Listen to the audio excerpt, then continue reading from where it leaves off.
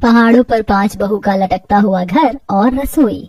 घर के आंगन में 5 बहुएं सुनीता, पूनम, नेहा, आरती और प्रिया जमीन पर बैठकर गेहूं साफ कर रही थी। वहीं खाट पर ससुर दीनानाथ और सास रेवती बैठे थे और चाय पी रहे थे।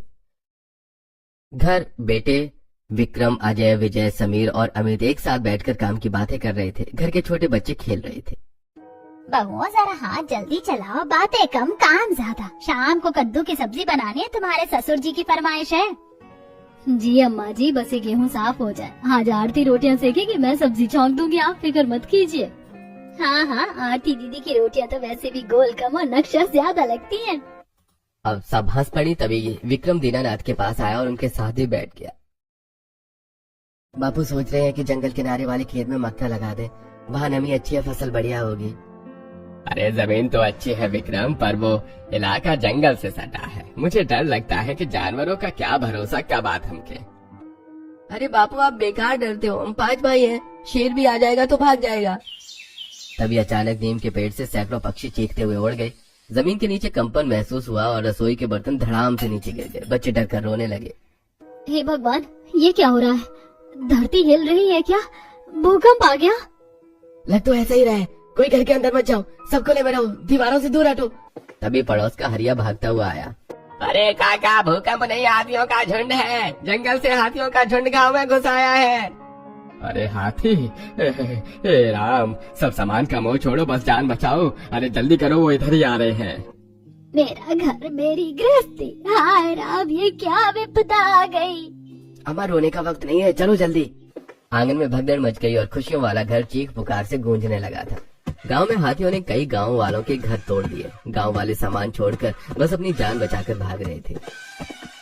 बापू को देखो, हाथियों ने शर्मा काका की दीवार गिरा दी। वो हमारी तरफ बढ़ रहे हैं, हमें भागना होगा। अरे सड़क की तरफ भागो, वहाँ खुली जगह है, जान बच जाएगी। अरे नहीं, उधर मत भागो। अरे मूर्खों, मैदान में हाथी घोड़े से भी तेज दौड़ते हैं, वो तुम्हें कुचल देंगे। अरे सब पहाड़ की तरफ दौड़ो, वो भारी होते हैं, चढ़ाई नहीं चढ़ सकते। सुनीता, पूनम, बस सूखा राशन पानी और चादरें उठा लो और जल्दी से यहाँ से चलो। घर में हड़कंप मच गया। 5 बहू ने जल्दी से जरूरत का सामान बांधा और फिर सभी घर से बाहर निकल आए। पूरा परिवार पहाड़ी रास्ते पर दौड़ा दौड़ी ऊपर जाकर पूनम की सांस फूल गई। उसने पीछे देखा तो एक हाथी ने उनके घर का दरवाजा उखाड़ फेंका था। हमारा घर देखो जी, उन्होंने हमारा घर तोड़ दिया। अरे उधर मत देखो पूनम, अगर वहाँ होते तो वो हमें भी तोड़ देते। जान है तो जहान है, भागो यहाँ से। वो फिर ऊपर दौड़ने लगे। पीछे उनके घर टूटने की आवाजें दिल पर हथौड़ा की तरह लग रही थी। उनके पीछे कुछ और गांव वाले भी आ रहे थे। पूरा परिवार और गांव वाले पहाड़ के आधे रास्ते पर पहुंचकर रुक गए। नीचे का नजारा दिल तोड़ने वाला था। हाथियों का झुंड अब भी शांत नहीं हुआ था। जो घर कल तक खड़े थे वो अब मलबे का ढेर बन चुके थे। हाय राम, सब खत्म हो गया। वो देखो, मेरी रसोई, मेरा आंगन, सब मिट्टी में मिल गया। हमने तिनका तिनका जोड़कर वो घर बनाया था, अब हम कहाँ सर छिपाएंगे। बापू, अब हम कहाँ जाएं? नीचे तो कुछ बचा ही नहीं है, न ही छत न दीवारें। हम बेघर हो गए बापू। छोटे छोटे बच्चे हैं, साथ में रात कहाँ गुजारेंगे? हमें दूसरे गांव में चले जाना चाहिए था। कम से कम वहाँ किसी के घर में तो सो सकते थे। या इस जंगल में तो हम वैसे ही मर जाएंगे। नहीं, नीचे जाने का तो सोचना भी मत। वो अभी भी वहीं घूम रहे हैं। अगर हम वापस गए तो वो हमें नहीं छोड़ेंगे। नीचे साक्षात मौत खड़ी है। अरे हिम्मत मत हारा जाए, हम नीचे नहीं जाएंगे और न ही किसी के आगे हाथ फैलाने दूसरे गांव जाएंगे। हम ऊपर जाएंगे, उस चोटी पर। वो जगह ऊंची है और सुरक्षित है, वहाँ हाथी नहीं चढ़ पाएंगे। अब से वही पहाड़ हमारा घर होगा। लेकिन बाबू, वहाँ कैसे रहेंगे? इंसान चाहे तो बंजर को भी बाग बना सकता है बेटा। हमारे पास 10 हाथ और 10 समझदार दिमाग है, हम कर लेंगे। चलो, अंधेरा होने से पहले ऊपर पहुंचना है। कुछ ही देर में पूरा परिवार पहाड़ की चोटी पर पहुंच गया। पहाड़ की चोटी पर तेज तेज हवा चल रही थी। 2 टीलों के बीच गहरी खाई थी और हजारों फीट नीचे बहती नदी की आवाज गूंज रही थी। दीनानाथ और उनके बेटे किनारे पर खड़े होकर नीचे झांक रहे थे। बापू, यहाँ तो पैर फिसलते ही सीधा यमराज से मुलाकात होगी। नीचे देखो, नदी कितनी तेज है, हम यहाँ कैसे रहेंगे? अरे रहना तो पड़ेगा बेटा, यही कुदरत की चुनौती है। उस तरफ हम सोएंगे और इस तरफ रसोई बनाएंगे। सबसे पहले हमें इन दोनों टुकड़ों को जोड़ना होगा। सही कह रहे हैं बापू, डरने से काम नहीं चलेगा। अजय, विजय, चलो जंगल से मजबूत लकड़ियाँ लाते हैं, हमें पुल बनाना होगा। 5 भाई जंगल में बांस और पेड़ काटने चले गए और बहुओं ने रस्सियां मजबूत की। उफ, ये तो बहुत भारी है भैया, क्या ये लकड़ियाँ हमारा भार झेल पाएंगी? अरे झेलना पड़ेगा अमित। कुछ ही देर में पांचों बेटे बहुत सारी लकड़ियाँ काट कर ले आए और फिर सभी ने मिलकर पुल बनाना शुरू कर दिया। हे भगवान, मेरे बच्चों की रक्षा करना। विजय बेटा नीचे मत देखना, बस सामने देख। पहले दोनों तरफ रस्सियां बांधी गईं और फिर रस्सी के ऊपर लकड़ियां रखी गईं। घंटों की मेहनत के बाद आखिरकार पुल बन ही गया। बन गया पुल। तैयार है, लेकिन ये हिलेगा बहुत, संभल कर चलना होगा। दीना रात ने कांपते हुए पुल पर पैर रखा और चलकर उस पार गए, फिर वापस आकर। अरे शाबाश मेरे शेरों, तुमने नामुमकिन को मुमकिन कर दिया है। जब तक हम साथ हैं, बड़ी से बड़ी खाई भी हमें अलग नहीं कर सकती। अब घर बनाने का काम शुरू होगा। पुल बनने के बाद काम का बंटवारा हो गया। समतल जगह पर विक्रम, अजय, विजय, समीर और अमित झाड़ियां बना रहे थे, जबकि पुल के उस पार औरतें रसोई तैयार कर रही थी। अजय, उस रस्सी को कसकर बांधना, यहाँ पहाड़ पर रात को हवा बहुत तेज चलती है। अगर गांठ ढीली रही तो छत उड़ जाएगी। चिंता मत करो भैया, ऐसी गांठ लगाऊंगा कि तूफान भी नहीं खोल पाएगा। हमें झोपड़ियाँ पास पास बना रहे हैं।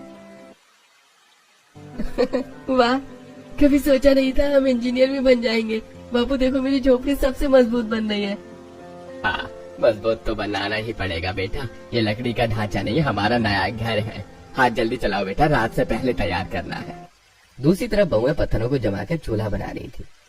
पूनम, आरती, बड़े पत्थर यहाँ लाओ। हम चूल्हा कोने में बनाएंगे ताकि हवा से आग ना बुझे। रसोई बड़ी बनानी होगी, आखिर पूरे परिवार का खाना यहीं बनेगा। दीदी, पर रसोई इस तरफ क्यों? हर बार खाना बनाने के लिए वो हिलता हुआ पुल पार करना पड़ेगा। डर मत पगली, उस तरफ हम सोएंगे। अगर वहाँ आग से चिंगारी उड़ी तो झोपड़ियाँ जल सकती हैं, इसीलिए रसोई अलग होना जरूरी है। अम्मा जी, मायके में सुना था कि जिस घर का चूल्हा एक होता है वो घर कभी नहीं टूटता। सही कहा प्रिया, भले ही पक्की छत नहीं है, पर जब तक ये चूल्हा जलता रहेगा हमें घर वाली फीलिंग आती रहेगी। काम तेजी से चला और सूरज ढलने तक उस सुनसान पहाड़ पर एक छोटी सी बस्ती का आकार नजर आने लगा। एक तरफ बड़ी रसोई तैयार थी और दूसरी तरफ छोटी छोटी झोपड़ियाँ। दिन भर की मेहनत के बाद सबके गले सूख गए थे। रेवती एक पत्थर पर बैठी थी, उसे भी बहुत जोर की प्यास लगी थी। सुनीता बहू, थोड़ा पानी है क्या? गला बहुत सूख रहा है। नहीं अम्मा जी, पानी खत्म हो गया और नदी पाताल में बह रही है, वहाँ कौन जाएगा? सबने नीचे देखा, नदी गहरी खाई में थी, रास्ता जानलेवा था। इतने नीचे से पानी लाना मौत को दावत देना है बापू। अगर हम प्यास से नहीं मरे तो थकान से मर जाएंगे। तभी समीर की नजर एक मजबूत पेड़ और रस्सियों पर पड़ी। उसकी आंखों में चमक आ गई।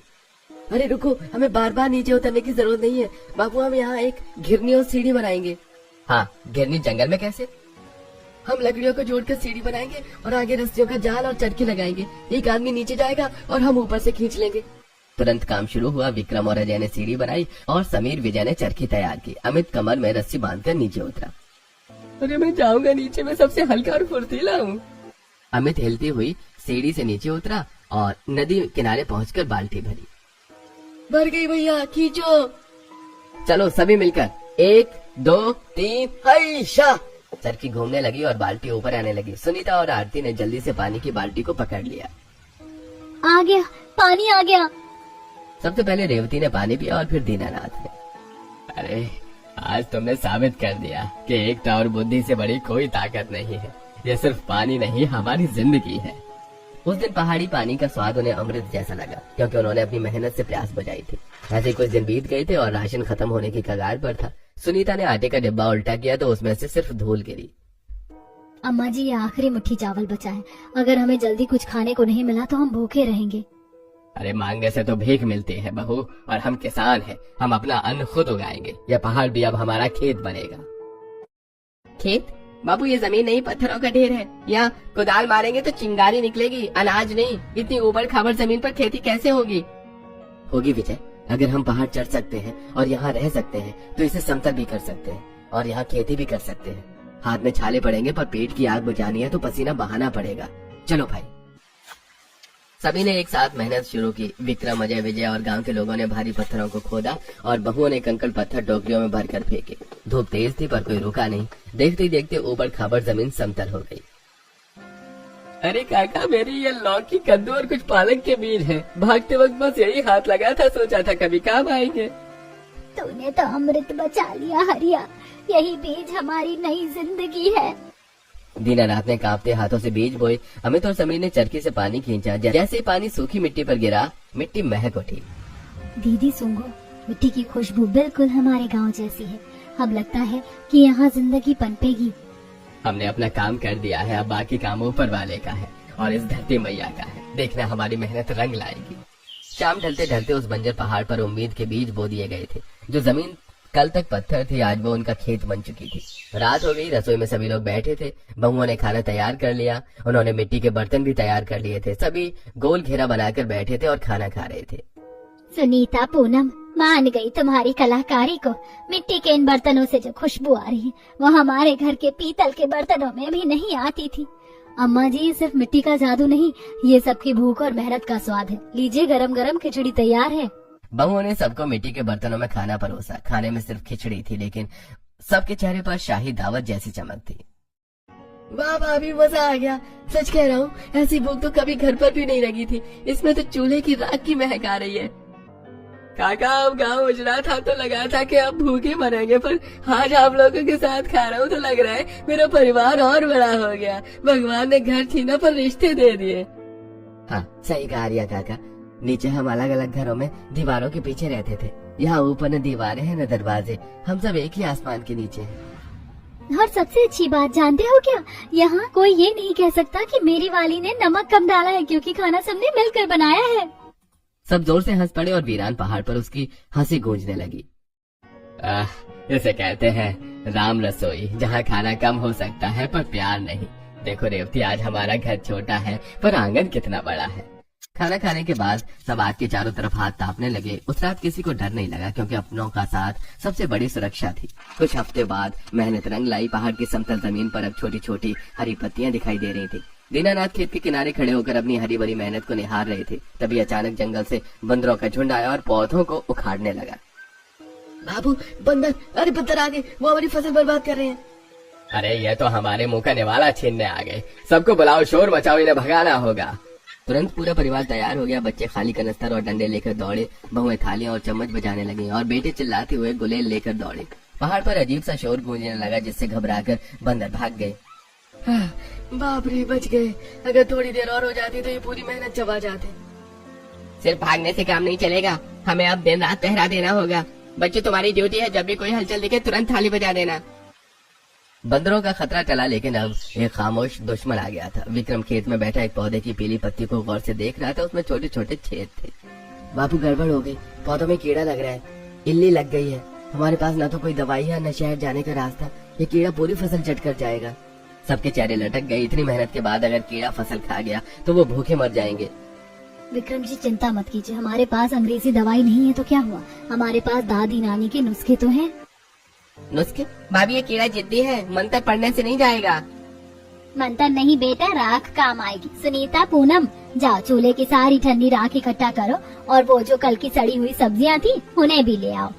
बहुओं ने चूल्हे की राख छानी और सड़ी हुई सब्जियों के साथ खाद के साथ मिलाकर पौधों पर छिड़क दी। लो भाई, ये रहा हमारा देसी पाउडर। अब देखते हैं कौन सा कीड़ा टिकता है। कुछ दिनों में राख और देसी खाद ने जादू कर दिया। कीड़े मरकर गिर गए और मुरझाए हुए पौधे फिर से लहलाने लगे। अरे वाह, मान गए हमारी घर की लक्ष्मियों को। तुमने तो मरे हुए पौधों में जान फूंक दी। आज शाम को इसी लौकी की दावत होगी। पूरा परिवार खिलखिलाकर हंस पड़ा। उन्होंने एक बार फिर अपनी सूझबूझ से मुसीबत को हरा दिया था। ऐसी कुछ समय बीत गया। आधी रात थी और बाहर तूफानी बारिश हो रही थी। हवा इतनी तेज थी कि झोपड़ी उड़ने को तैयार थी। सबसे डरावनी आवाज नीचे से खाई से आ रही थी, जहाँ नदी उफान पर थी। सभी लोग एक ही झोपड़ी में सिमट कर बैठे थे। विक्रम, अजय, विजय और समीर ने खम्भों को कसकर पकड़ रखा था ताकि हवा से झोपड़ी न उड़ जाए। हे भगवान, आज क्या होने वाला है? ऐसा लग रहा है जैसे आसमान फट गया हो। इतनी तेज बारिश तो मैंने जिंदगी में नहीं देखी। हवा भी बहुत तेज चल रही है। हे भगवान, हम पर दया कर, इस आंधी पानी को बंद कर दे। बापू, अलर्ट हो गया। नीचे देखो, बिजली चमकने पर देखा नदी का पानी ऊपर आ रहा है। वो खाई भर गई है। अरे क्या बक रहा है, नदी तो 200 हाथ नीचे थी। भले ही बाबू, पानी बढ़ गया है, वो हमारे पुल को छूने वाला है। अगर पुल बह गया तो हम यहीं फंस कर रह जाएंगे।